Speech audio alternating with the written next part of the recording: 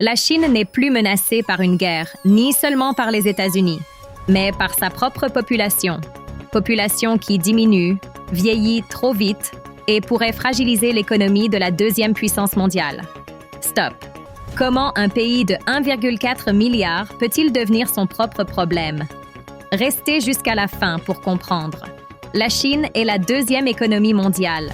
Longtemps, elle était vue comme un géant sans limite.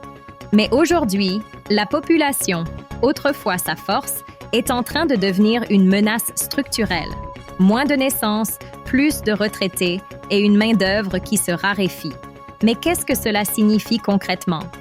1980. Chine applique la politique de l'enfant unique pour freiner la population. 2015. Fin de cette politique.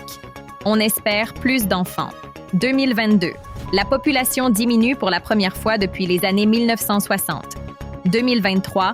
La Chine perd près de 2,8 millions de personnes, selon les statistiques officielles. 2024.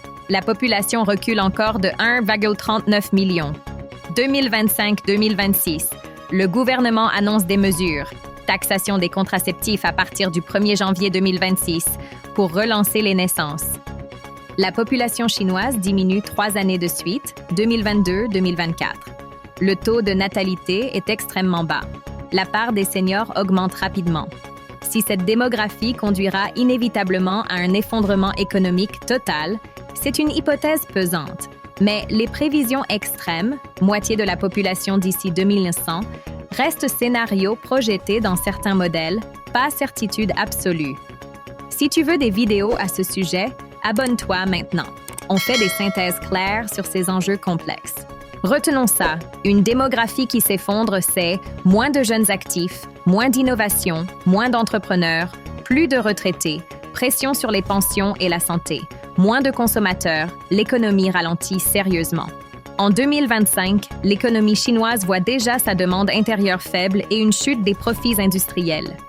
Imagine un pays qui a besoin de consommer pour croître, mais dont la population décline. Le gouvernement chinois ne reste pas immobile.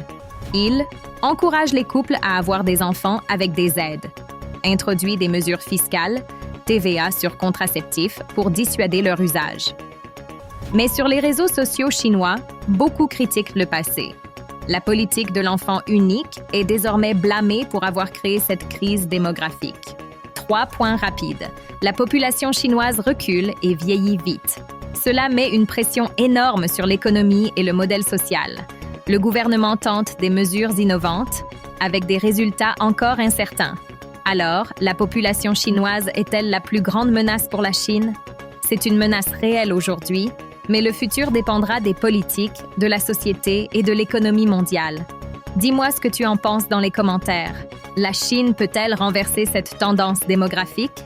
Si tu veux comprendre l'actualité mondiale sans te perdre dans les chiffres, abonne-toi.